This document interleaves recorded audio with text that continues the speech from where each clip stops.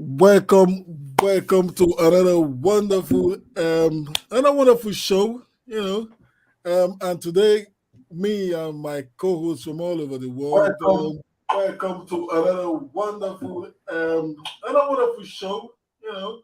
And today, okay, we're having feedback. From all over the world. But anyways, welcome to another wonderful. Okay, just a second. All right. So yeah. So this is what makes this show so special because everything is just off the shelf and we are flying, making ourselves look good in the process. And but before we digress, we I have my co-hosts from all over the world, and today maybe we have to like remind you guys where we actually like having this conversation from. And we today is another day that we'll be having a fantastic conversation regards the future. And then we'll really like you to join us and make this a very, very interactive session. And by the way, do not forget to share, and reshare, comment, and interact with us. So today, I would like my co-host to introduce themselves. Um, I'll go with Hala. Hi everyone. So I'm the host of the podcast, Women Stories Podcast. I'm really happy to be joining you from the other side of the world. I won't Yeah, say Hala, the country name. feel free to tell us where you're joining us today. Yes, I'm in the south of Turkey, which is very beautiful. It's sunny and the beach and Wow, wow, wow, wow, wow. Okay, let's pass the mic to Kala. Hi, everybody. I'm Cara. I'm in England. I'm in the northwest, I would say, of England, in the High Peaks area, and I'm hosting the Wonder Wellbeing podcast. Yeah, Kala. Hala just flexed our weather now. Can you just flex yours? The weather, well, it's very British. It's changing by the minute, so you get a bit of rain, a bit of sun, a bit of rain, a bit of this, a bit of that. Very British, changeable weather. Okay. We'll pass the mic on to Matilda. Hello, everyone. This is Matilda. I'm the host of Coffee with Matilda, A Journey to Self. My podcast is about loving yourself, finding yourself, and coming out of adversity stronger than before. And I'm in Los Angeles, sunny, beautiful Los Angeles. And the weather is perfect. Don't be jealous. Yeah, we'll pass the mic to Simon. Hi, yeah, I'm Simon. I'm in London and it's unpredictable. It was sunny this morning, then it was a bit grey, then it rained, and I thought it was going to snow, but no, it went back to rain. But now it looks like the sun's out and it's going to be night soon, so God knows what's going to happen. But anyway, podcasting wise, Taxi Chronicles is my podcast. I interview people as they get into the Uber and I drive around London and they tell their life's journey. I also have Africa Investor Stories where I interview people from around the world and they share their experience of what it was like to invest in Africa. Back to you, Victor. Yeah, from the perfect weather to the not so perfect weather. In all, we give thanks for our weather. I am Victor So, and today I'm your host. And I'm in the city of London, just like Simon said. It was sunny this morning. It rained, not almost rained, but it is London. We keep moving. Yeah. So today we'll be talking about future skills of the future, because the skills we have like 10 years ago are becoming redundant right now. And as we move forward into the future, are you retooling yourself? Are you retraining yourself? Are you upping your game? Are you learning new skills? What skills do you think will be perfect? Not perfect, anyways, but what skills do you think will be relevant for tomorrow? That's what we'll be having. That's what we'll be discussing today.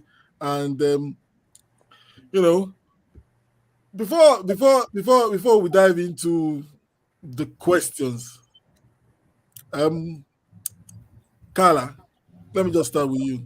What are you learning any new skills right now? Yeah, definitely. My work's changed so much as well in the last 2 years. When I think about going from being a teacher who was kind of quite tech, I was quite a tech savvy teacher, and I thought I learned a lot of skills there. But actually, working freelance now in the last 2 years, I've had to learn so many things. At the moment, I'm trying to get my head around DeFi and cryptocurrency and NFTs and all this kind of stuff because of some of the work that I do, and it's really complicated. I have to admit, it is very complicated. It's probably the first time in a long time that I've been really out of my comfort zone when it comes to learning. I'm usually quite on the ball, but this is just, I don't know if it's my age or if it is really complicated or a combination of both. But I'm embracing it anyway, learning new things every week and scratching my head a bit. So, yeah.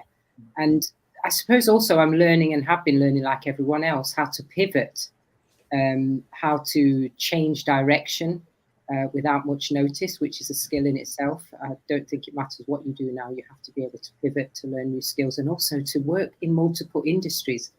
That's something I've been doing as well in the last 2 years, is working in multiple industries simultaneously, which is a huge challenge and a huge learning curve, very different from working a 9-to-5 job or a stable job in one industry. That requires a lot of different skills in itself. Yes. Yeah, that's interesting. Let me just throw it out there for you guys. Has anyone, let me use your word, pivot, or has anyone pushed themselves out of their comfort zone to just learn something? Matilda, Hala, Simon? Yeah, a lot. I'm learning to live with Sasha. That's something. That's a life skill that I didn't have, but I'm learning, and it's very nice. I think. I mean, the industry or the world is in a way that we're constantly talking about learning new skills, your financials for your financials. But I think learning new skills to live with other people can be an important skills, because without other people, you don't have a good life. Your relationship with other people is very important. So, and there is no emphasis on it that much. I think I was a single woman 2 years ago. Now I'm a married woman. I had to learn a lot for, to learn my shortcomings, to work on myself, to become a better partner for my partner. And also other things. I mean, if it goes to NFTs and DeFi, I think that's the future. What I'm very excited or motivated is the metaverse, and I like to learn more about metaverse. That's what I'm educating myself more, because I feel that's going to be the future. I don't know after Generation Z what's the name, but that generation will be in metaverse. That's my belief. Yeah, that's a prediction. Simon, that's a prediction. What I would say is that through the Taxi Chronicles, I meet lots of people who are doing all manner kind of investments, passive, and talking about the future of technology, the future of the world in general. I had a big debate with a politician, well, a consultant who has the Prime Minister's ear and meets him on a regular basis, and that was quite interesting. But what I'm getting down to is that I hear so much different things, and I kind of have to make a decision what suits me and what's worth learning for me. And I kind of figured, well, I'm probably a bit of understanding the stocks, the shares, the crypto's okay. I've juggled with that a bit, but obviously stocks, shares, those are things that have been going throughout time. So that's what I'm kind of dabbling in. I don't spend as much time as I'd like to, but that's what I'm learning generally, and getting tips from bankers who have signed NDAs and forget that they signed them when they're talking to me in the car. Back to you, Victor. Given the rise of technology and how technology is improving, helping our lives, making our work be better, and we can get resource from all over the world, and it is getting easier now for people to get talent from anywhere. So my first question would be to Hala, as new technology is decreasing the barrier for recruiters globally to acquire more skills or more resource. You know, how how how how do you see this playing field right now, whereby recruiters from can pick someone from China, or pick someone or recruit someone from Ghana or Nigeria, or to fill a current role in Paris? How will you feel about that? Actually, the positions for IT and everything related to coding and programming is increasing exponentially in Paris, and they don't have a lot of people who works in that field. So they are trying to raise the salary and trying to recruit people from mainly North Africa, people who understand the French language and speak with it. And actually, with the rising of this new technology, we have a lot of job opportunities, and that is interesting. And I think you don't have to get a degree or diploma. You can easily sign up on an online course and just get trained easily. I think programming and IT, it's very interesting and important from people who want to have more money and to be more financially independent if they are very skilled in the IT industry. I receive a lot of offers actually, but I mean, so yeah, it depends on the company, it depends on the salary, it depends on everything. Okay. Simon, do you have any comments? Yeah, we've got quite a few comments. I've been flicking through the ones that are just saying hello and everything. Nice to have everybody back. Great that you're interested. I'm going to read out the questions more to the point when we go along. So we've got Sasha. Sasha's jumping straight there. Are you sure the technology will give people a better life? That's one of the questions. I'm sure you can come back to that in a minute. And he also says, I think it's more about energy. If you study the relationship between the growth economy, everything is based on our energy production and not the technology. Just to reiterate, George, nice to see you back. MS, nice to see you. Rifan, excuse me if I'm pronouncing it wrong, nice to see you back as well. And obviously, Sasha, you're always welcome. Back to you, Victor. Okay. What do you mean energy, Sasha? What do you mean energy? Because I'm just trying to weigh that. What do you think? What do you mean energy? Yeah. Anyways, if you just Sasha, if you just go deep into that, I would like to know what you mean by energy. Yeah. So, Hala, you've mentioned about you having these opportunities and you having these recruiters chasing after you. Why? Because of the skill or because of the sector? I think it's both because of, I mean, if you have previous experience in IT, of course, that's a plus. But I think everyone who is interested in new technology, in blockchain, in coding, in the new programming languages, they could easily get a job, even with a little bit of French, intermediate French too. I mean, because in France, you need to learn the language, of course, to work there. I'm talking about Paris. I don't know how is it in other countries. But yeah, if someone is very interested in that and wants to learn, they can get easily a job in the IT sector. It's not very hard to get a job, whether in finance or marketing or other kind of sectors. You won't find that kind of opportunities.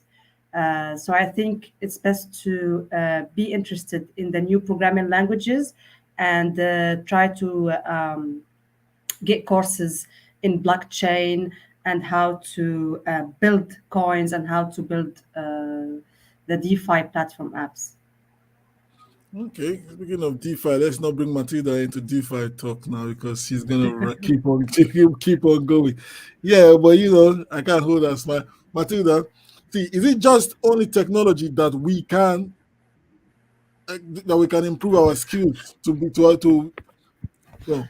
Is it just only on technology that we can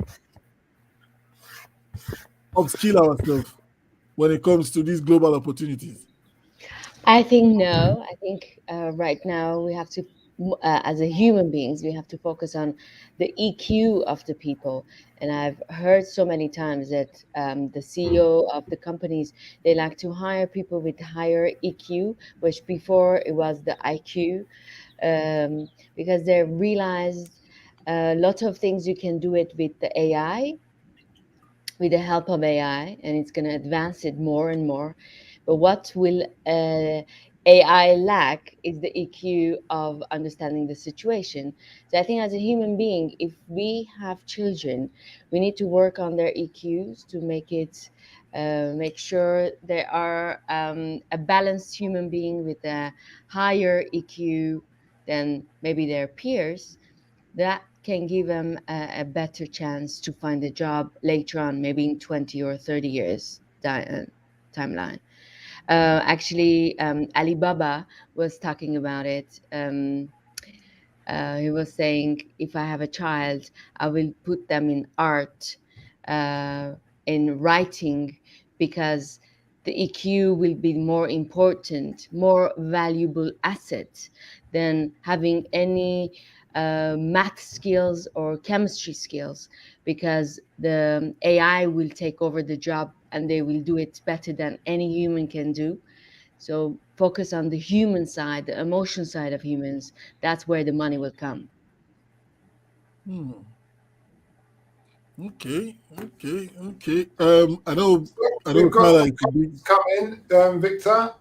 We've got, in relation to what you asked Sasha, he's saying gas, nuclear power plants, etc. Just to remind you, where he spoke about the energy, here I think it's more about energy. So that is his answer to that question there. I don't know if anybody feels the need to comment on that. And he also goes on to say the only reason we are 7 billion on the planet, so I think it's 7.5 on the planet, is because of gas. You have a lot of studies about this relation. And then we've got MS is saying, yes, I'm doing an IT course to learn more. That's great. And yes, blockchains, very important. They have shown people of color are invested in crypto are the highest invested. That's very interesting, because it's like, Yes. we're gamblers. We're gamblers. Let's have a go. Roll the dice. Yeah. It's a game changer for us all. Yes, I have met many 18 to early 20-year-olds who says they have bought a flat or have 100,000 in crypto, which is quite frustrating when you're driving a taxi. But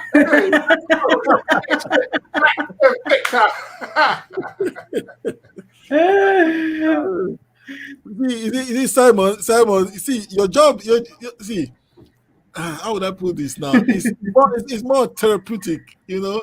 You have more EQ skills.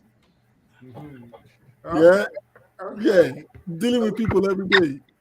We've got another quick comment just dropped in. It says, Mel, I have studied a business and finance degree to increase my chances of building my career at 52. Well done.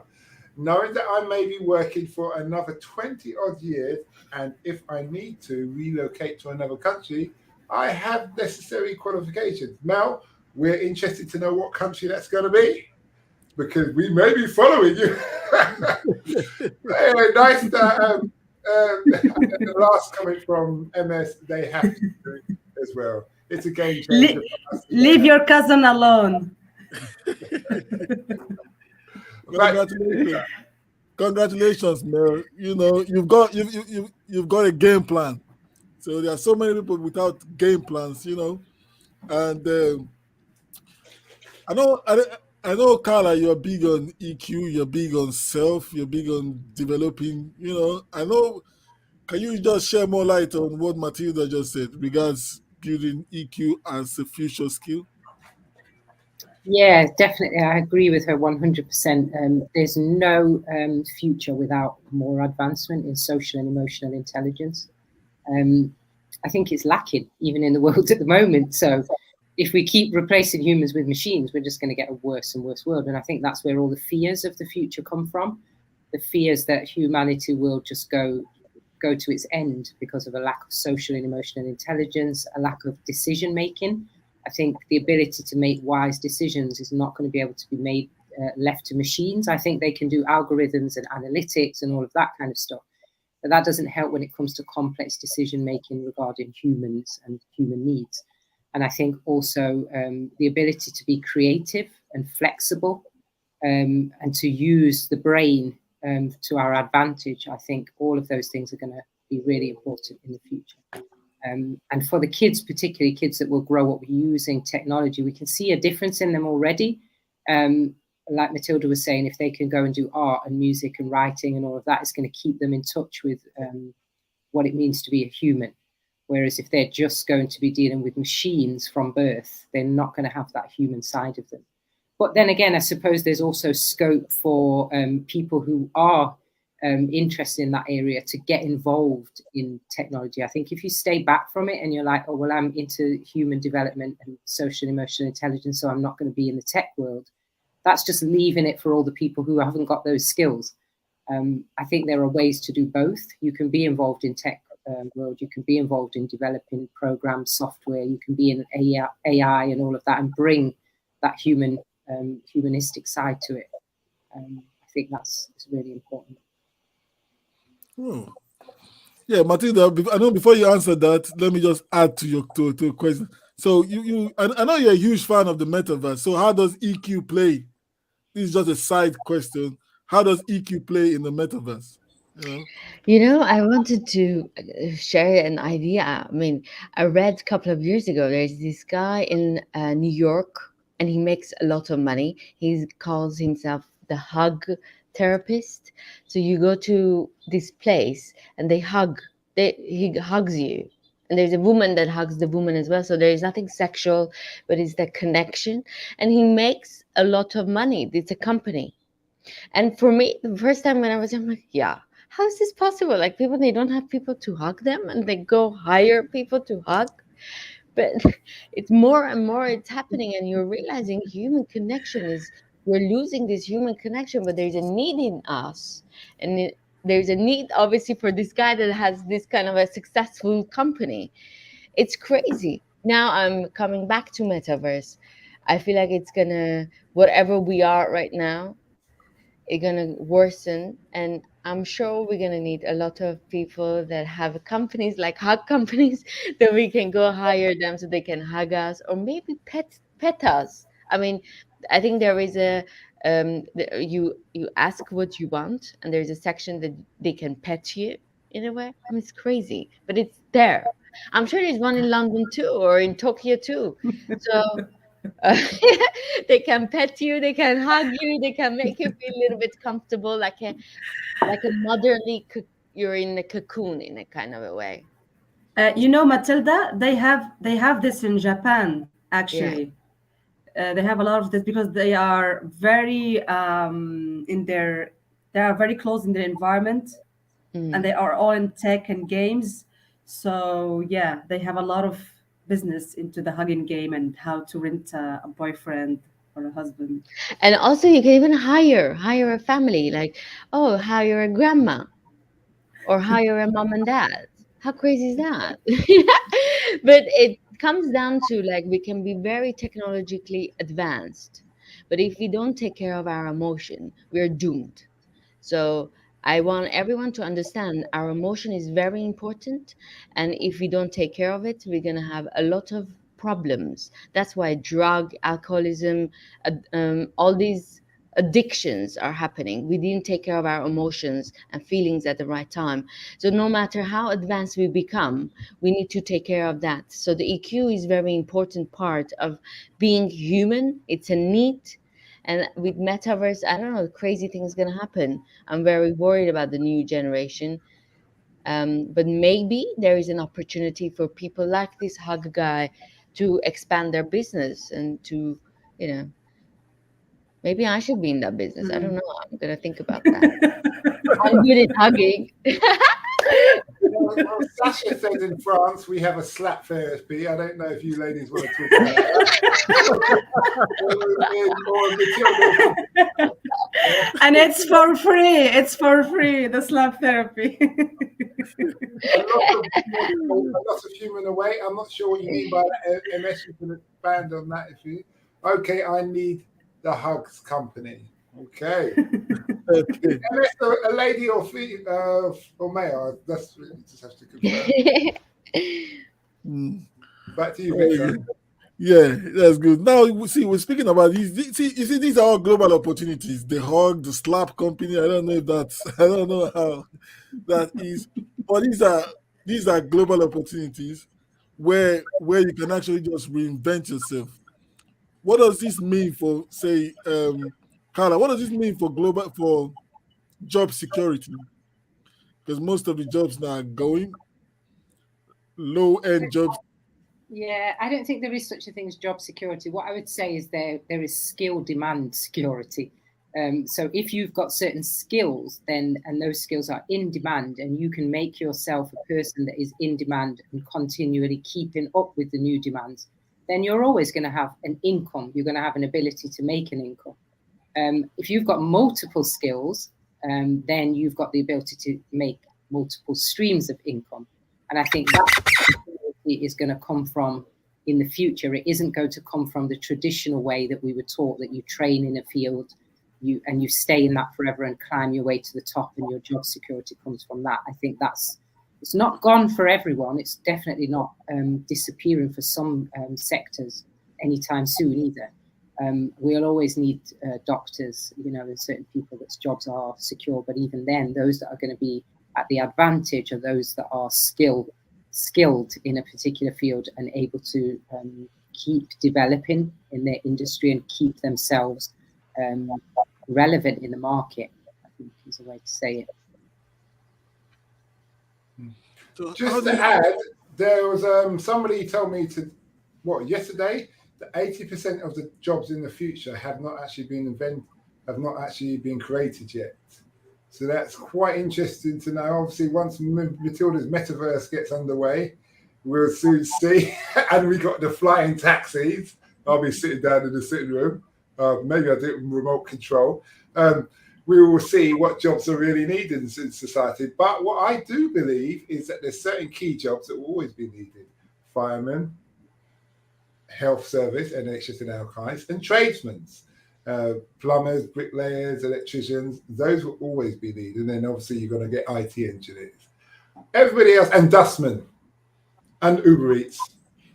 Apart from that, everything else is kind of free game, to be honest. Because even your banking, once it's done digitally, most of the branches are shutting down. Something to consider. Yeah, but in the world, take banking for instance. The high street banks are going away now.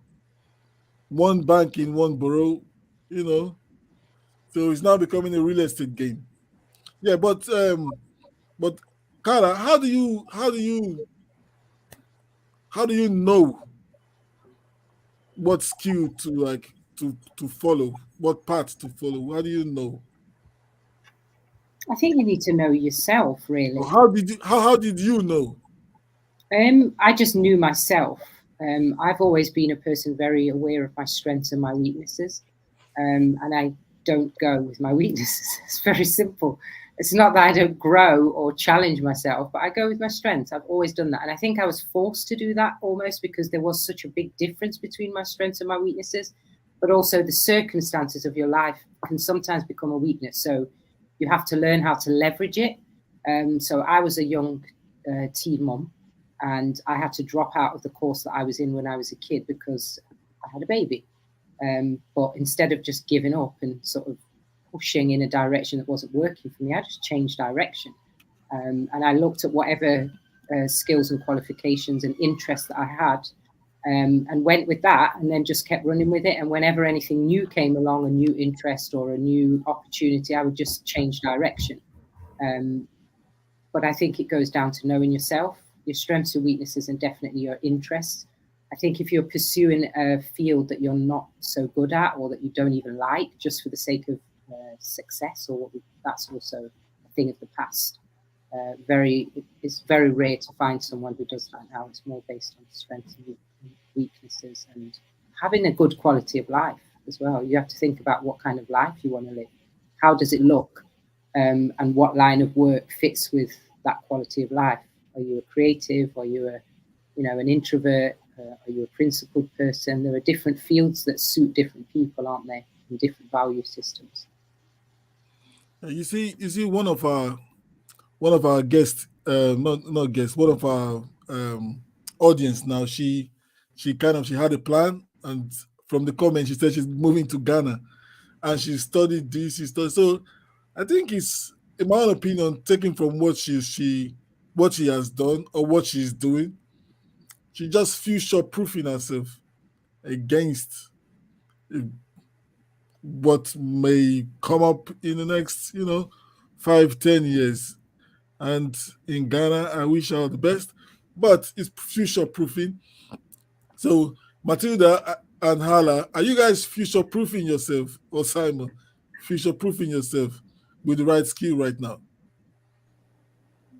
Yeah, duh. I'm learning metaverse and I'm learning DeFi. So I hope that's the direction it's going to go. If not, I don't know. But no, I'll figure it out. I think more in anything, you need to work on the character, and you need to work on your character all the time. Without the right character, you don't have anything. Doesn't matter you have the skills or not. The character is the leader. So I mean, when you look at conversations about 100 years ago, 200 years ago, it's always like this. People need to, there are a lot of innovations happening and people going forward fast. And everyone that wants to be successful, they need to be in that train. Otherwise, you're missing out something in your life. But more importantly, you have to have the character. If anything, you need to, even if you don't have the facilities right now to work on IT or to learn new skills, at least work on your character, that the opportunity arises, you can jump on that train. Because lots of people, they might not have the courage, but they have the skills, and they cannot jump on that train because they're afraid, because lots of insecurities hold them back. So work on the character. And I'm always working, and believe me, Sasha makes me work on my character every day. I can only imagine how that conversation goes. I hate you right now. Turn up. So Simon, in your industry, are you future proofing yourself, or what are you up to? Well, I have a game plan. I have an ultimate goal, and it surrounds around one of my core values, which is children. So from that, everything I do branches towards that ultimate goal, for whether it's a community interest company, invested in Africa, or just the Taxi Chronicles, which is more of a therapist podcast where you hear people's dreams and goals and how they've overcome things or what they're going through, which ideally enhances people's lives. Career-wise, I'm not interested in going back to commercial construction right now. I may consider having a construction school back in Africa to help the youth, but that will also obviously combine in with the core value. But everything else, I've done handy. I come from a family builder, so I've got handyman skills, and I can always build on them and get some kind of work. I've got experience in driving and doing various other things. So in the long and short of it, the only foolproofing is just branching into other avenues and listening to other people and see what suits me. Because even if it does suit my personality, it may not be the right time to implement that in my life.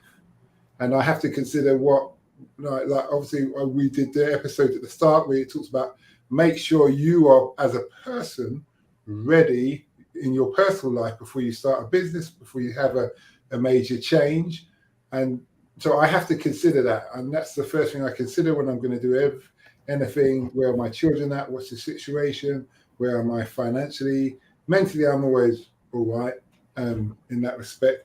And I just plod along like that. But I do, if you ever saw my sitting room, I believe you've seen some angles before. I've got the two massive whiteboards and I always write the goals, what I'm trying to achieve. So if I need to reflect, I can just go back to that. I think, yeah, it's time to do that now. It's perfect time in my life. Let's action that. Okay. I hope that answers your question.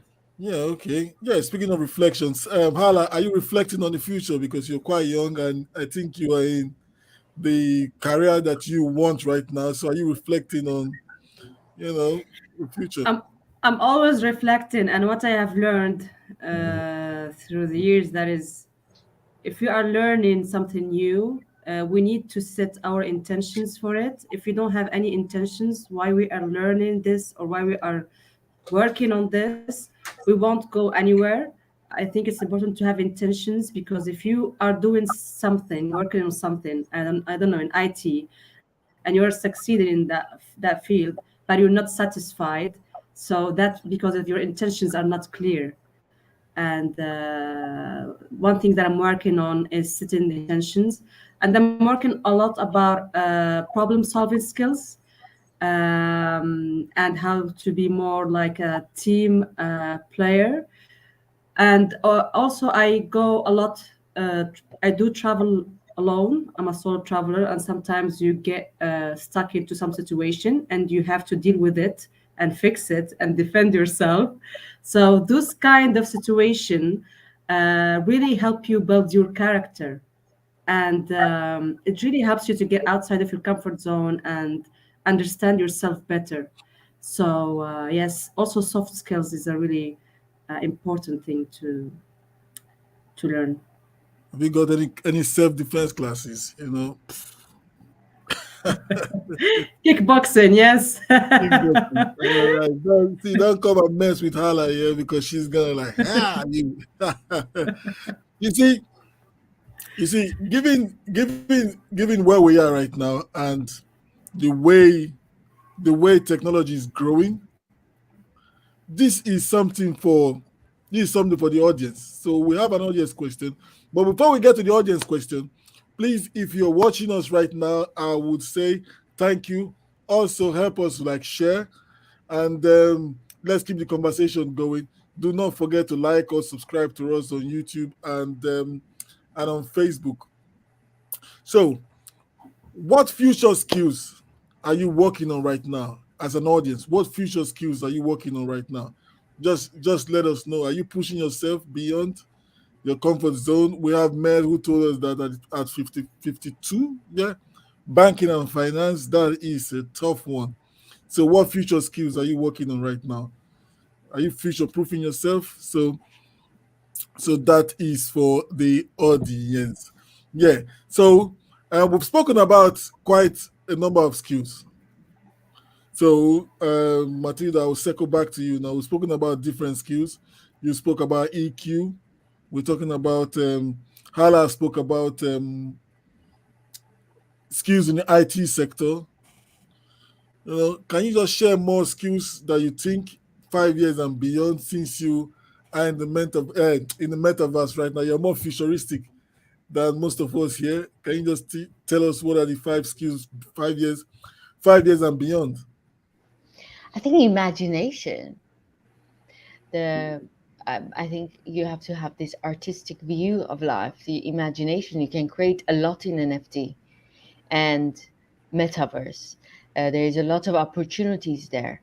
So to imagine and to be able to create a reality, that can be fascinating.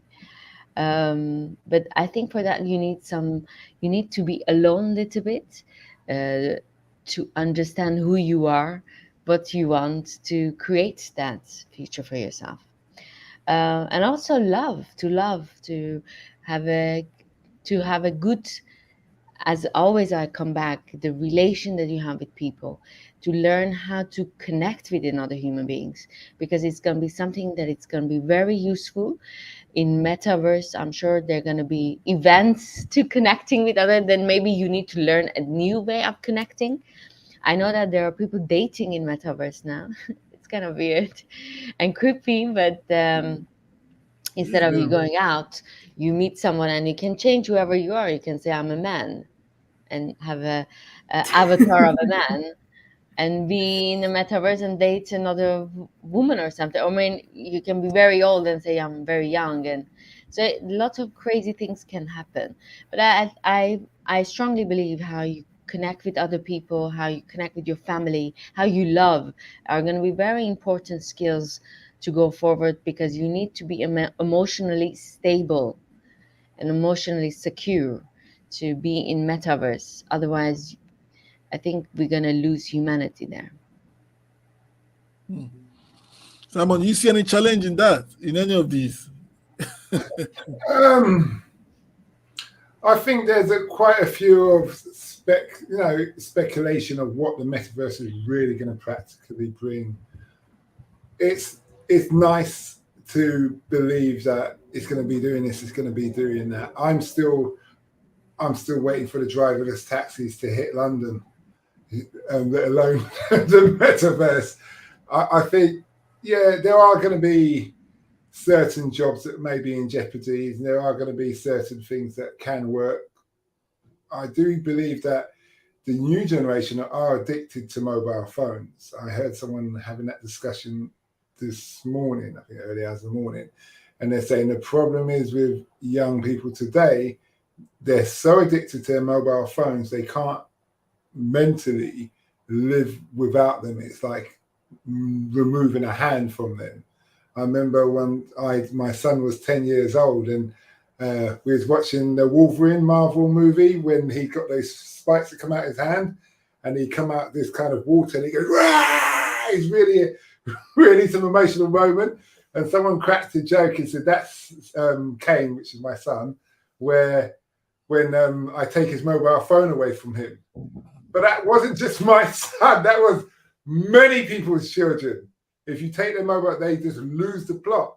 And, you know, if when I was younger, not that I had a mobile phone, if something was taken from me, like this TV, I'd just get on my bicycle and go outside and just play with the other kids or whatever. It doesn't matter. It doesn't really matter. But now they're so embedded in their social media and their phone in general. It is an extension of who they are. They can manifest who they are, even if that's not really who they are. You know, they take the best photos, they take the best vlogs, they get perfection, they got the filters, they got all this fake stuff. And yeah, there is going to be quite a bit of a mental change for them, or awakening, I could say. Back to you, Victor. Oh, that's interesting. Yeah, you want to say something, Matilda? Yeah, something very funny. This my mom is visiting right now in LA, and she went out a couple of times without her phone. She forgot her phone at home, and for me, it was a very weird thing. I never forget my phone at home. I mean, it's always with me, and it shows a different generation.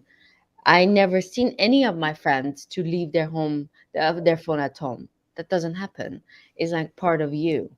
If I don't have my phone near me, I feel anxiety. So I think not only very young generation, old generation like me has this kind of a millennium have this kind of problem. Just want to make sure everyone knows I'm millennium. Simon, we don't know about your generation, but my generation is like that. Without phone, we don't function. Interesting. Do you think leadership, self-reliance, resilience, these will be good skills in the future? Hala? Yes, of course. And you want those skills. It's not only required in a workplace, it's required too in the household and your family. Without leadership and without hold yourself accountable and without all these skills, how you can lead your family forward, whether it's for the husband or the wife. So I think everything that we learn in a workplace, it can help us in other situations. And yes, back to you. Okay. Because I'm not. Sorry, Yeah, go ahead. there was a paper published where they said in the future a lot of the middle jobs will go. So a lot of the management jobs, the supervisory jobs, where you're just employing someone to watch other people, will go, because you won't need them if machines have taken on many of the jobs. So that's interesting. And what you got during lockdown, you got a lot of those jobs that weren't deemed as necessary, because obviously they're regarding the entertainment, hospitality industry. But then all the key worker jobs where computers or robots, AI couldn't do, as in tradesmen's jobs and medical jobs, just flourished. And the government realised they needed more of those people. Back to you, Victor. Yeah. So doing my research, okay. Go ahead, Matilda. I was just gonna say there is this studies and article came out that they did an open heart surgery machines, the open heart surgery AI in Germany. So lots of surgeries are happening with AI, and it's crazy. So I don't know where it's gonna go, but and there are lots of surgeons are very upset because they've studied for many years to get there. But I think the system is fighting against, saying, you know, the error of an error of AI is less than error of humans. So we're gonna have, I think, in the future we're gonna have a lot of fields, different fields, fighting with AI to keep their existence. Okay. Yeah. So thank you, Matilda, for doing my research for this episode from across the web. So I gathered just a few, which I'm going to be reading from my phone.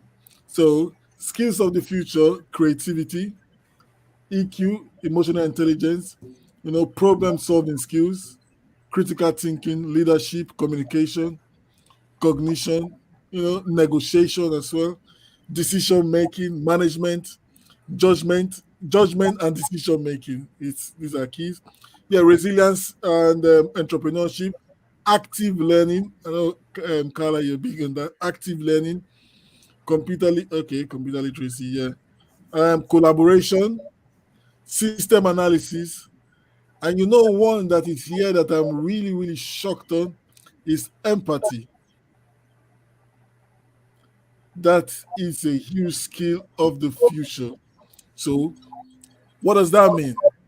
Carla, Matilda, Simon, Hala. What does that mean? Empathy. There's going to be a huge skill in the future. I think that's what needs to be the motivator behind creativity. So, right, we've seen an era that's coming to an end where creativity was motivated by money. It's motivated by the pursuit of selfish wealth. And I think we're still seeing that today. So a lot of the things that people invent, they invent in order to get rich. But I think the era where empathy motivates people to problem solve, to think of solutions, and then to take action to invent, create, develop, collaborate for the good of humanity rather than for the good of self. Because we've kind of got a world where you've got a huge gap between the rich and the poor, which is widening all the time. But then you also have these people that have huge amounts of wealth. But then when you look at the state of the world, you think, well, what are they going to do with it? Where are they going to live? Because everywhere else is a bit of a mess. So are they going to go and isolate on Natalia Island somewhere? So it looks a bit ridiculous. And I think in the future, empathy will be the thing that will motivate people. So instead of saying, okay, I'm going to get rich and forget all those poor little minions over there, you're going to be saying, well, I've got this wealth. I've got this ability to develop this thing. Why don't I solve these world problems? That's my thought on why empathy might be important. You want to jump on that, Hala, Matilda, Simon? I think Simon. Sorry, go on, Matilda. No, go. The only thing I can think of empathy is where the government's coming out with that policy. What was it? There's an American guy who wanted to be president. I've forgotten his name, and he keeps on talking about you pay everybody $1,000 a month for doing nothing, and I think that would be the empathy along that lines. But then I also feel there's probably people like myself who will not be interested in getting money for nothing, who wants to be proactive and keep themselves active, achieving something or doing things. And that mindset is still there quite strong, especially with my generation. And I can't speak for the other generations, but I believe that, by the sweat of your brow, you earn your keep in that respect of things. Back to you. We've got a comment from George. Physically, I need to be away from the phones and screens for a long time, while after using them for 2 hours or more. Now, that's interesting because I'm going to ask you guys a question, and this also goes to the audience, if I'm okay to ask this question, Victor, is Yeah. when you go, I had a discussion, someone was phoning me from Ghana. She was on holiday, and she's phoning me a lot more than she ever phoned me in England. And my point was to her, how comes you're phoning? You're on holiday. And I said, when I'm on holiday, I don't need my phone. I just leave it in the hotel, turn it off, put it with my passport, and off I go. I'm going to take in the environment. I'm going to do all those things. I'm not worried about taking selfies or anything like that. And it's interesting how many people here, including the audience, feel that you have that capability still, or do you feel that you need to have your phone with you because it is an extension of who you are, and you need to let them know where you are, what you're doing, or it's just a comfort feeling because you're still in touch with your social environment? That would be my question today. But in the meanwhile, I'm just going to throw out some more comments. Yeah, MS, yeah, so true. A company contacted me, asked the Zoom interview, says don't need to see me, but they would be increased. Sorry, they would be increased if they could see me. I think she wanted to say they would, but would be interested if they could see me.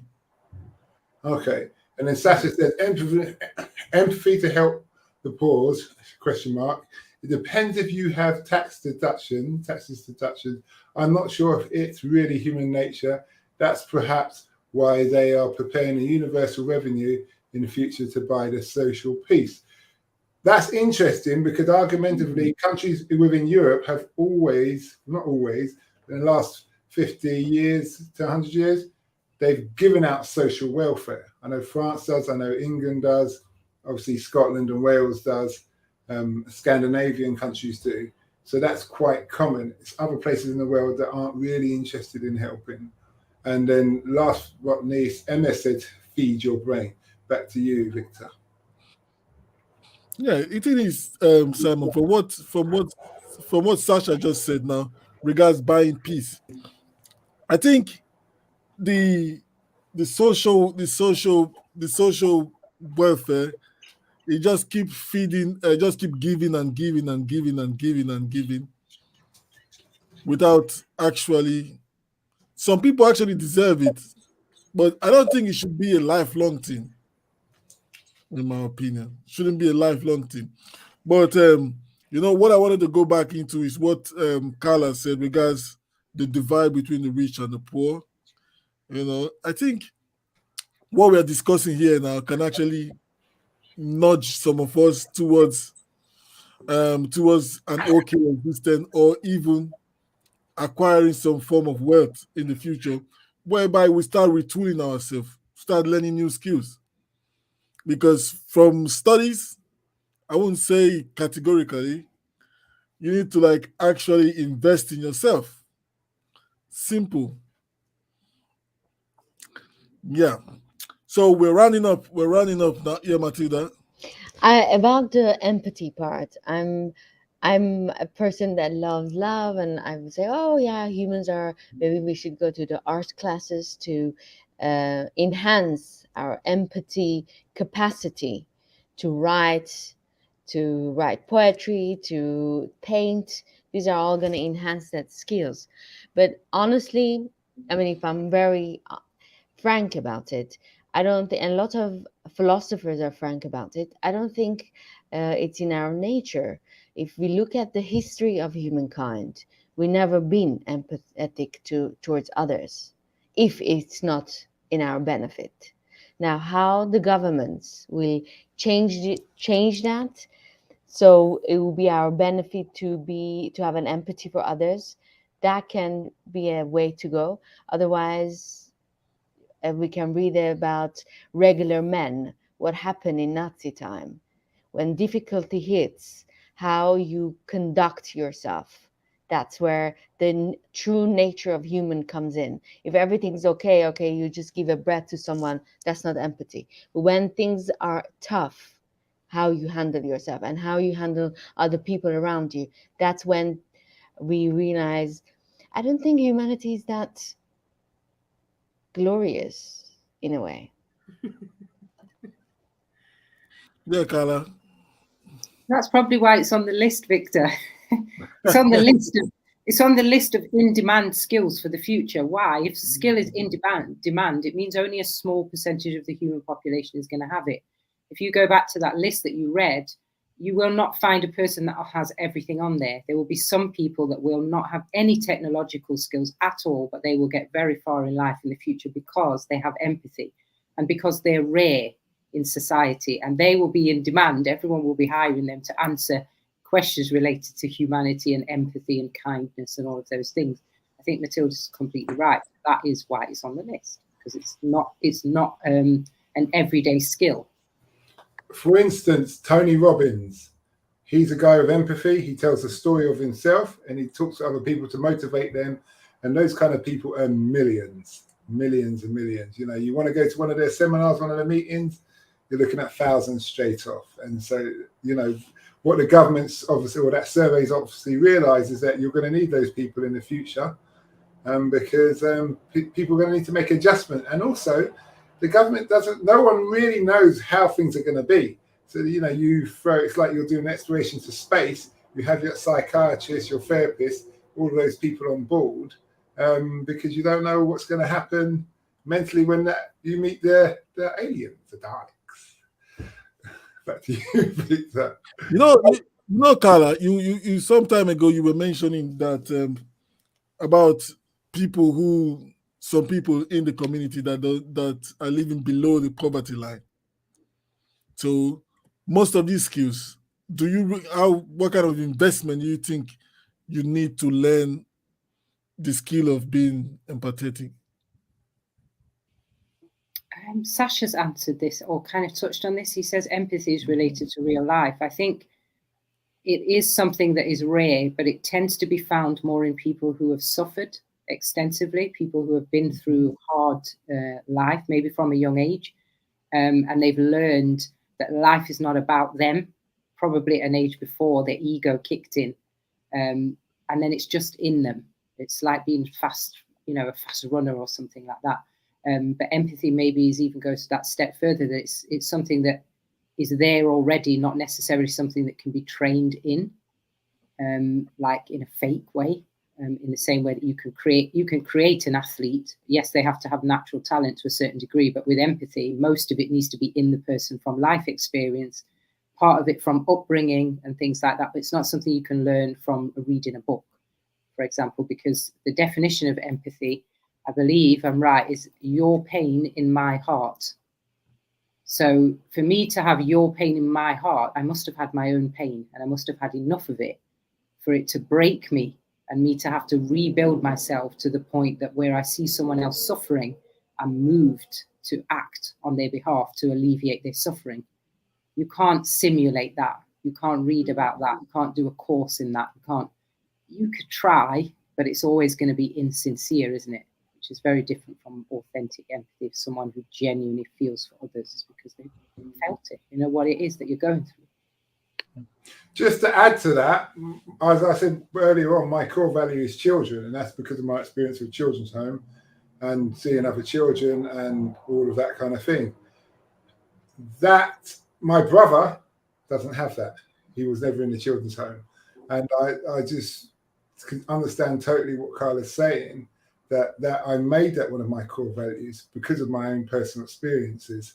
And through that, as I've said earlier, it's one of my ultimate goals to always be able to help children, be in a position that if I see children struggling wherever in the world, I can say, but I leave the Ukrainians to the British government. 1.5 billion, they don't need my help. No, on a serious note. But that's my core values. Yeah, okay, we're running up now, have less than 5 minutes to go. Yeah, just a quick one there as we are on this. See, Hala, would you put empathy on your CV? I think in a work field in IT like mine, I don't think the machines, the analysis. But I was reading an article on a study shows that the more you are wealthy, the more you are less sympathetic. I mean, the less you have empathy, and the more you have power and control, the less you are going to care about other people.